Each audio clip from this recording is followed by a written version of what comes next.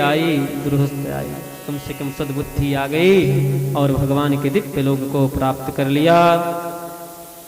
आगे वर्णन आता है दक्ष के जो असंख्य पुत्र हुए, दक्ष के असंख्य पुत्र हुए, लेकिन नारद जी जो हैं सबको बाबा बना दिए। दक्ष सृष्टि करते और नारद जी से भेंट हो जाते। नारद जी महाराज ऐसा प्रश्न करते कि उस प्रश्न में उलझ जाते और सबको बाबा बना देते। फिर तो महाराज आगे आता है नारायण कवच का वर्णन और देवताओं के आग्रह पर दधीची के अस्थि से शस्त्रों का निर्माण, वज्रादि जो बने, वृत्तासुर के कथा, आगे चित्रकेतु की भी कथा आती है। षष्ठम स्कंध विराम सप्तम में प्रवेश और सप्तम में युधिष्ठिर और नारद संवाद, युधिष्ठिर और नारद संवाद वर्णन आता है। गंगा के तट पर विराजमान श्री परीक्षित जी महाराज सुखदेव जी से प्रश्न करते हैं, गुरुदेव भगवान तो समदर्शी है, भगवान समदर्शी है, जब भगवान समदर्शी हैं तो भगवान फिर पक्षपात क्यों करते हैं?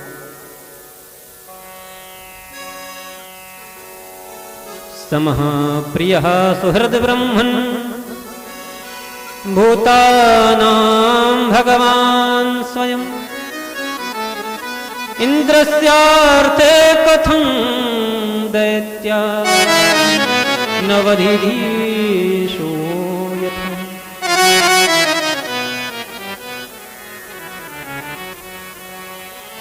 इंद्रार्थे कथं दैत्यानवधीर्षमो यथा।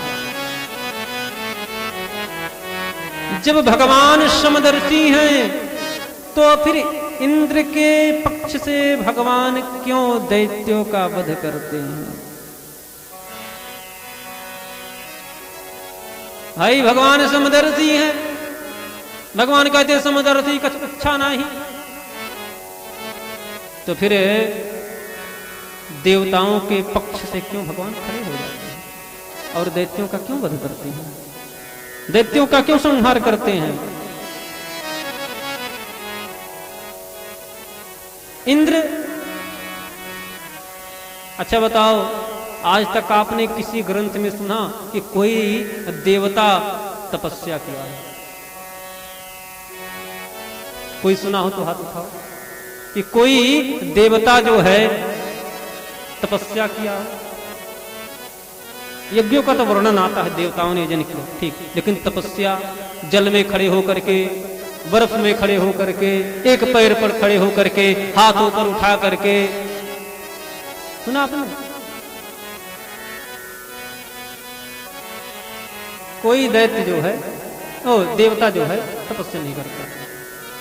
शंकर जी देवता नहीं, महादेव हैं। शंकर और ब्रह्मा और विष्णु ये भिन्न नहीं हैं, ये त्रिदेव हैं और वेद के 5 मुख्य प्रधान देवता हैं। शिव, शक्ति, सूर्य, गणपति, नारायण, इनकी तुलना इंद्र और वरुण कुबेर से नहीं हो सकती।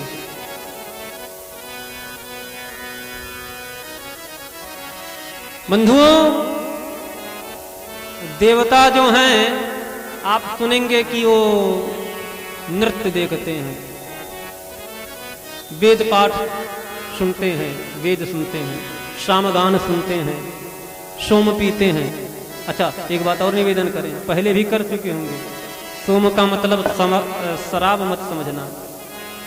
कुछ लोग सोम का अर्थ जो है शराब से कर देते हैं, मदिरा।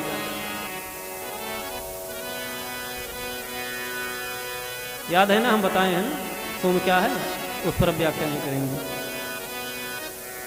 नारायण देवता तो भैया लगे रहते हैं जैसे कोई 5 स्टार होटल में जाए और खाए पिए मौज करे, खाए पिए मौज करे, पैसा फेंको तमाशा देखो, जब तक पुण्य है तब तक जाकर के स्वर्ग में अपना मौज करो। 100 अश्वमेध कर दो तो इंद्र बन गए। अब इंद्र जब तक तुम हो, जितने समय के लिए इंद्र हो उतने समय के लिए तुम्हें कुछ नहीं करना, मौज करो। सूर्य के पद पर प्रतिष्ठित हो गए तो मौज करो। और असुर जो हैं ये महाराज आप सुनेंगे, रावण ने तपस्या की, कुंभकर्ण ने तपस्या की, आगे आएगा अभी तुरंत, हिरण्यकश्यप ने तपस्या की। ये लोग तपस्या करते हैं, फिर भी ये मारे क्यों जाते हैं? इनके अंदर अभिमान आ जाता है। क्या आ जाता है? वर प्राप्त करने के बाद इनमें अभिमान आ जाता है, तमोगुण होने के नाते अभिमान आ जाता है। और भगवान को अभिमान प्रिय नहीं है, भगवान को अभिमान प्रिय नहीं है। भगवान किस लिए आते हैं पृथ्वी पर? पृथ्वी पर भगवान अवतार क्यों लेते हैं? तो केवल असुरों को मारने के लिए? बोले असुर को भी मारते हैं लेकिन अभिमानी को भी मारते हैं। भगवान ने बाली का वध क्यों किया? भगवान रघुनंदन ने, बाली तो कोई राक्षस नहीं था, फिर बाली का वध क्यों किया भगवान ने? बाली का वध क्यों किया? देवता का अंश था और बलवान था, क्यों वध किया भगवान ने? जब बाली ने कहा कि आपने मुझे मार दिया, बताओ इस भगोड़े के कारण, सुग्रीव के कारण, जो मेरे डर से भागता था, उसके कारण आपने मुझे मार दिया। उसमें क्या बल थी? डरपोक आदमी, आपने उसके नाते मुझे मार दिया। और भी चुप करके, आप तो धर्म के लिए अवतार लिए हो, धर्म हेतु अवतरे बताई मारे मोहि व्याधि की नहीं। बहेलिए की तरह आपने मुझ पर बाढ़ चला दिया। युद्ध हम में और सुग्रीव में हो रही थी, आप दूर से हम पर बाढ़ चला दिया। आप तो धर्म के लिए आते हो, ये धर्म है आपका। भगवान ने कहा हम धर्म की स्थापना के लिए आते हैं, लेकिन उसमें और कुछ है। बालकांड का दर्शन करो, क्या कहते हैं बाबा? जब जब हो धर्म कहे हानि, बाढ़ही असुर अधम अभिमानी। कौन?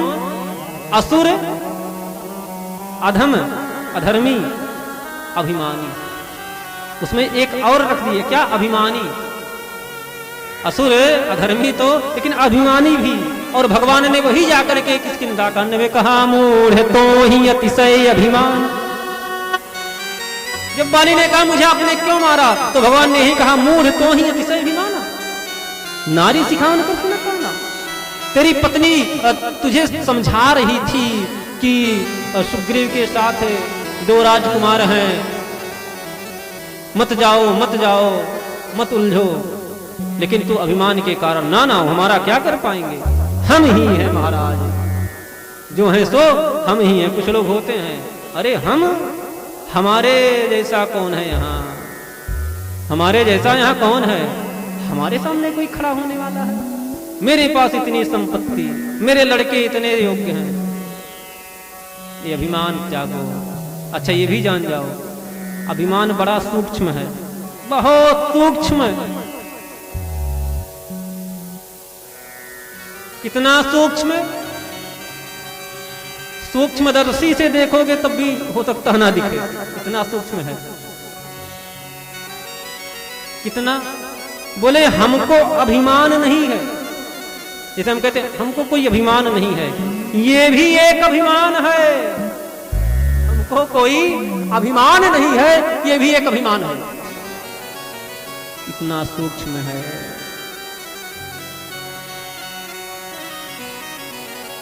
भगवान असुरों का वध क्यों करते हैं? भगवान सुखदेव ने कहा, हे राजन, जो आप कह रहे हो, यदि भगवान पक्षपाती होते तो भगवान असुरों के लिए नहीं आते। हे राजन, जैसा आपको संदेह हुआ है ऐसा ही संशय आपके बाबा युधिष्ठिर को हुआ था। किसको? युधिष्ठिर को हुआ था।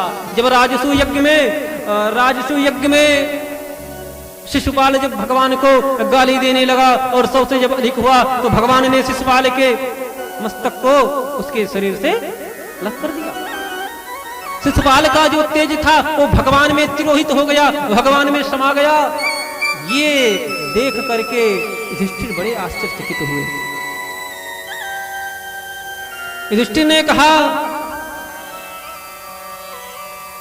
कि महाराज ये तो पापी था, ये तो पापी था, फिर ये भगवान में कैसे तिरोहित हो गया, कैसे समा गया?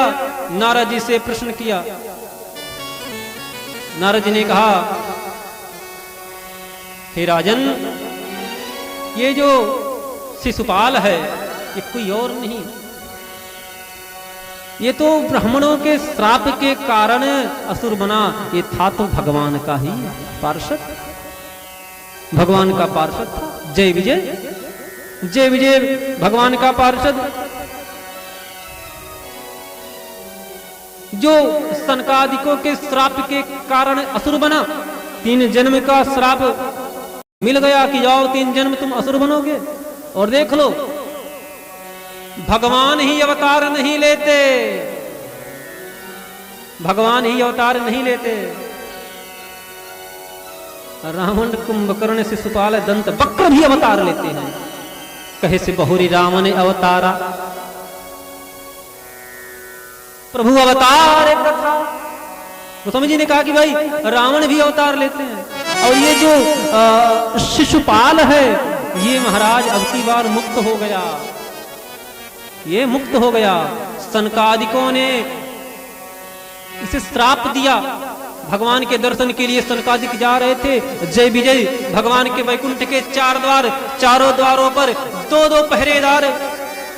जिस द्वार पर जय विजय थे उस द्वार से सनकादिक जा रहे थे और सनकादिकों को द्वारपालों ने, जय विजय ने रोका तो क्रोध में आ गए। अरे तेरी बुद्धि असुरों जैसी है, भगवान के दर्शन से हमको वंचित कर रहा है, हमको रोक रहा है, जाओ तुम 3 जन्म के लिए राक्षस हो जाओ। ऐसा श्राप दे दिए। फिर यही जो जय विजय हैं यही प्रथम बार जो ये असुर बने तो हिरण्याक्ष, हिरण्यकशिपु बने। हे राजन, यदि भगवान पक्षपाती होते तो प्रहलाद के लिए नहीं आते। अरे भगवान पक्षपात जो आपको दिख रहा है कि भगवान पक्षपात कर रहे हैं, भगवान असुरों का वध करके इनको मुक्त कर रहे हैं। इनका वध करके इनको मुक्त कर रहे हैं। और जैसा भजन असुर करते हैं वैसा महाराज हम लोग नहीं कर पाते, वैसा हम लोग नहीं कर पाते। जब श्रीमद् वाल्मीकि रामायण उठा करके देखो, जब भगवान ने मारीच को मारा, एक बाण मारा, जो मरा नहीं, जाकर के मारीचस में गिरा, समुद्र के उस पार गिरा। और फिर महाराज दोबारा जब आया दंडकारण्य में, मानस में तो एक ही बार वर्णन है, वाल्मीकि में वर्णन है कि दोबारा फिर आया और भगवान ने अब की बार ऐसा दंड दिया कि मारीच के बुद्धि में महाराज अगर कोई रा कह देता था तो चौंक जाता था, राम आ गए। अब बताओ, आपके सामने हम रा रा रा रा चिल्लाएं, आप कभी सोच पाओगे कि रा मतलब राम होता है?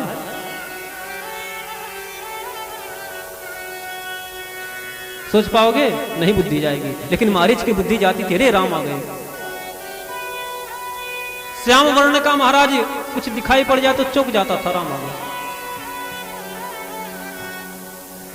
गोस्वामी जी ने कहा कि जैसे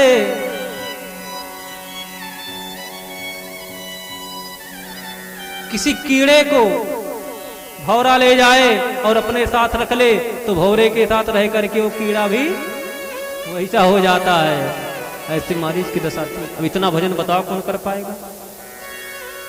जब से पता चला कृष्ण ही मेरा काल है, 24 घंटे कंस के बुद्धि में कृष्ण ही चलते थे। अपनी परछाई देखकर डर जाता था। नारद जी ने कहा काला काला मुरली वाला अपनी परछाई देखकर डर जाए। ऐसा भजन कौन करेगा, कर पाएगा कोई?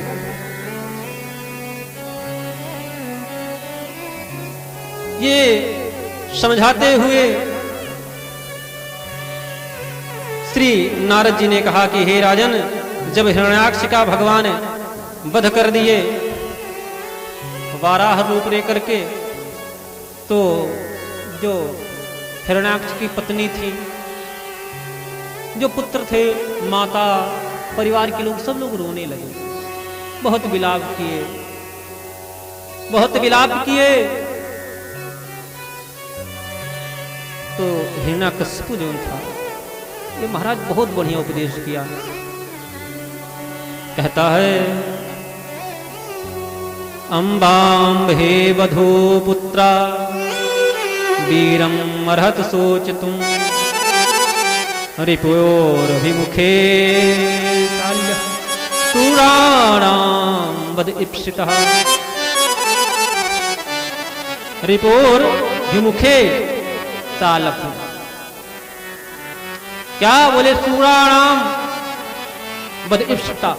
जो वीर होते हैं, जो सूरवीर होते हैं, वो शत्रु के सामने पीठ नहीं दिखाते, उसके सन्मुख होकर के लड़ते हुए प्राण गंवा देते हैं। मेरा भाई वीर था, मेरा भाई बलवान था, उस बाराह से युद्ध करते हुए शरीर को छोड़ा है। और हे मैया, तुम किसके लिए रो रही हो? तुम किसके लिए रो रही हो? अगर तुम शरीर के लिए रो रही हो तो शरीर अनित्य है। अगर तुम शरीर के लिए रो रही हो तो शरीर अनित्य है। और तुम ये सोच रही हो कि आत्मा है तो आत्मा मरता नहीं है, आत्मा मरता नहीं है। शरीर तो अनित्य है तो उसके लिए रोना नहीं चाहिए, और जो मरता नहीं हो तो उसके लिए फिर क्या रोना। उपदेश देने लगा कि नित्य आत्मवयः शुद्धः सर्वगः सर्ववित्तरः। आत्मा तो शुद्ध है, नित्य है, फिर क्यों तुम रो रही हो? सर्वज्ञ है, सर्वविद है। ऐसा उपदेश किया। घर वालों को तो समझा दिया, लेकिन महाराज स्वयं इसके मन में शांति नहीं आई। दूसरों को तो लोग समझा देते हैं, अरे बैठेंगे तो ऐसा उपदेश करेंगे महाराज, अरे सब मिथ्या है, मोह है, माया है, सब मोह माया है। संसार में आदमी व्यर्थ में पड़ा है, व्यर्थ में फंसा है, लड़ाई झगड़े कर रहा है। और उनसे पूछ लो, आप बताओ, आप बताओ, तो उनके जरूर 2-4 केस मिल जाएंगे। किसी से जमीन के लिए विवाद है, तो किसी के लिए जो है, किसी से जो है फालतू में झगड़ा कर लिए, उसके लिए 2-4 केस मिल जाएंगे। जो उपदेश करते हैं उनके जरूर मिल जाएंगे। पर उपदेश कुशल बहु तेरे, इसी को गोस्वामी जी ने कहा। सबको तो समझाया लेकिन स्वयं समझ नहीं पाया, और मुहूर्त निकलवाया। भगवान विष्णु से जो है बदला नीला है, मुहूर्त निकलवाया गया तपस्या के लिए। देवताओं ने कहा कि देखो ये बहुत सुंदर मुहूर्त निकलवाया है तपस्या के लिए, इसका तो तपस्या बहुत जल्दी सिद्ध होगा, कुछ किया जाए। ये गया महाराज जब संकल्प लेने चला तो तैसे ही नारद जी आ गए पक्षी के रूप में, और भगवान के नामों का उच्चारण करने लगे। श्रीमन्नारायण नारायण नारायण, श्रीमन्नारायण नारायण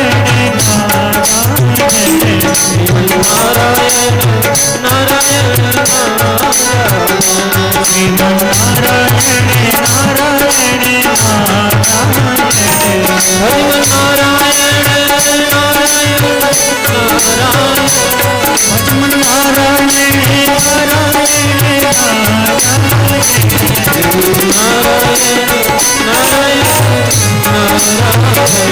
जब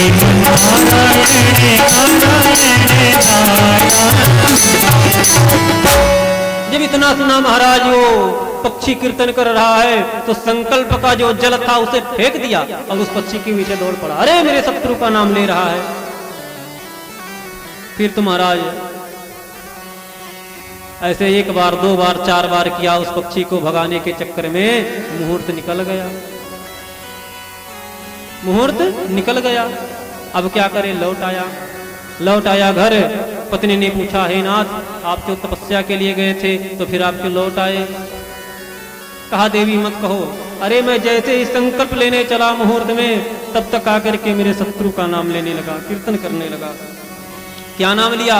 अरे वही नारायण, वही हरि, वही विष्णु।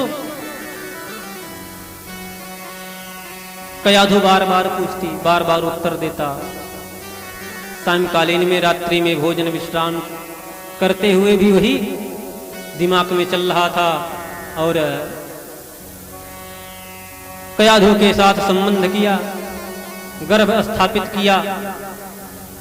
बार बार कयाधु पूछती और बार बार ये भगवान का नाम लेता, गर्भ स्थापित किया। फिर तो कुछ दिन के बाद ठीक मुहूर्त निकलवाया। बहुत बढ़िया मिला तो नहीं, लेकिन कहा चलो जो ठीक है उसी में गया और तपस्या करने लगा। जब तपस्या करने के लिए गया, इंद्र को पता चला